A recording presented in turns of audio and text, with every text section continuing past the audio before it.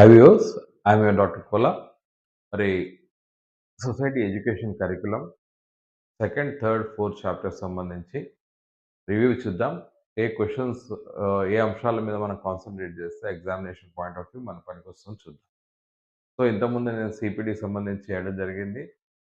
అదేవిధంగా society education curriculum సంబంధించిన first chapter కూడా మీకు పెట్టడం జరిగింది. Please go through that one. So రెండో చాప్టర్ వచ్చేసి స్టేట్ ఎడ్యుకేషన్ పాలిటిక్స్. అదేవిధంగా థర్డ్ వచ్చేసి నాలెడ్జ్, అండర్స్టాండింగ్, జ్ఞానం, అవగాహన. లాస్ట్ వచ్చేసి కరికులం లేదా ప్రణాళిక.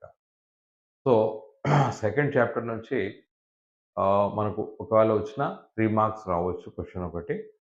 సో మనం తీసుకున్నట్టయితే మరి స్టేట్ ఎడ్యుకేషన్ పాలిటిక్స్‌లో చాప్టర్‌లో మనం తీసుకున్నట్టయితే మరి విద్యకు సంబంధించి ఏదైతే ధ్యేయాలు ఉంటాయో లేదా కరికులం ఉంటుందో డిజైన్ చేసేటప్పుడు రాజకీయ పార్టీల యొక్క భావజాలం ప్రభావం ఎలా ఉంటుంది అన్న అంశం మీద మీకు క్వశ్చన్ రావచ్చు. అంటే అధికారం మారినప్పుడల్లా ఎడ్యుకేషన్ పాలసీల మీద లేదా టెక్స్ట్ బుక్స్ మీద ఎలాంటి ప్రభావం ఉంటుంది అదొకటి చూసుకోండి. అదేవిధంగా మనం చూసినట్టయితే ఐడియాలజీ యొక్క అంటే రాజకీయ పార్టీల యొక్క ఐడియాలజీ విద్య మీద ఎలాంటి ప్రభావం చూపెడుతుందని క్వశ్చన్ కూడా రావచ్చు. రాజకీయ పార్టీల యొక్క ఐడియాలజీ ఎడ్యుకేషన్ సంబంధించిన ఎయిమ్స్ అండ్ ఐడియాలజీ మీద ఎలాంటి ప్రభావం చూపెడుతుంది. అదేవిధంగా స్కూల్ కల్చర్ ఈ చాప్టర్లో ఇంకోటి స్కూల్ కల్చర్ కూడా మీరు చూసుకోండి. అదేవిధంగా మనం చూసినట్టయితే ఈ చాప్టర్లో సమాజంలో ఉపాధ్యాయుడి యొక్క పాత్ర. ఈ క్వశ్చన్ మనం ఎక్స్పెక్ట్ చేయొచ్చు 3 మార్క్స్‌కి. సో జనరల్‌గా మనం రాయొచ్చు. రైట్. ఇది సంబంధించి సెకండ్ చాప్టర్. థర్డ్ చాప్టర్ వచ్చేసి జ్ఞానము, అవగాహన, నాలెడ్జ్, అండర్స్టాండింగ్.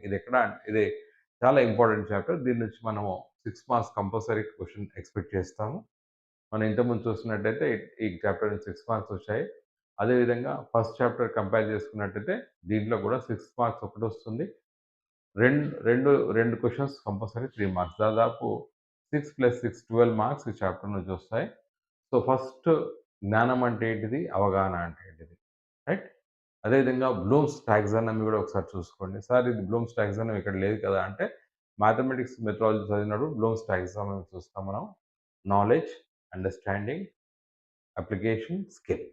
ఓకే. జ్ఞానము, అవగాహన, వినియోగము, అదేవిధంగా స్కిల్. ఈ 4 సంబంధించి కూడా చూసుకోండి. అదేవిధంగా we can expect a question between differences between knowledge and information. జ్ఞానానికి, సమాచారానికి మధ్యలో ఎ ఏం భేదాలుంటాయి? డిఫరెన్సెస్ అడగొచ్చు. ఇంతకుముందు కూడా అడిగారు. నాలెడ్జ్ అండ్ ఇన్ఫర్మేషన్ మధ్య డిఫరెన్స్. అదేవిధంగా బాలల్లో జ్ఞాన నిర్మాణం ఎలా జరుగుతుంది? Construction of knowledge.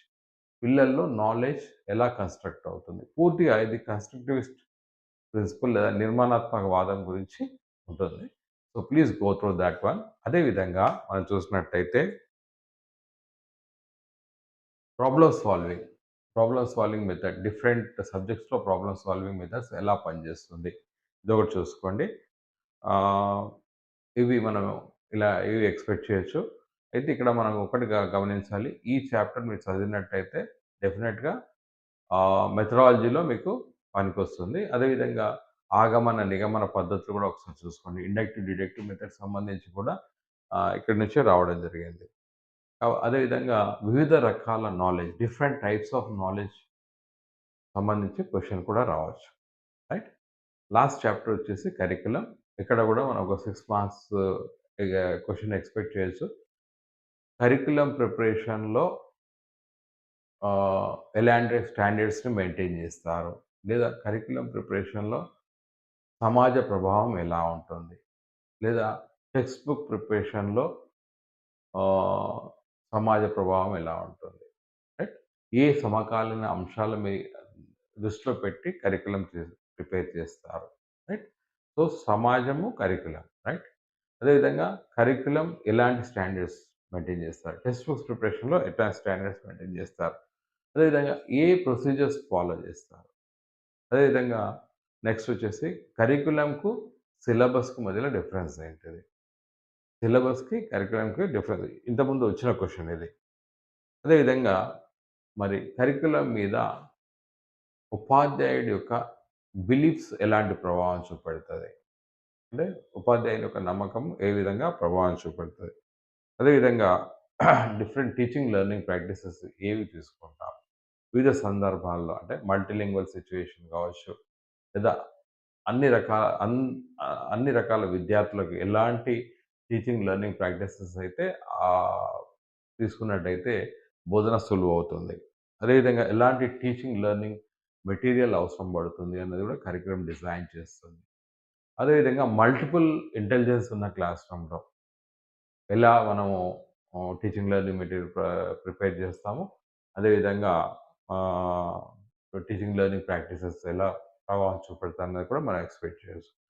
సో, ఒకసారి మీరు ఈ అంశాలన్నీ దృష్టిలో పెట్టుకొని ఒకసారి ప్రిపేర్ అయినట్టయితే, అదేవిధంగా షార్ట్‌లీ ఎగ్జామ్స్ ఏవైతే డిక్లేర్ అవుతాయో, అప్పుడు నేను పాత పేపర్స్ అన్నీ గూడా మీకు పెట్టడానికి పెడతాను. పెట్టడం వల్ల గూడా మీరు ఒకసారి ఇవన్నీ అంశాలను దృష్టిలో పెట్టుకొని ప్రిపేర్ అయ్యుంటే సొసైటీ ఎడ్యుకేషన్ కరిక్యులమ్ పేపర్ ఈజీగా గెట్ ఆన్ అవుతారు. Hope that this will be useful for you. Signing off your doctor Paul.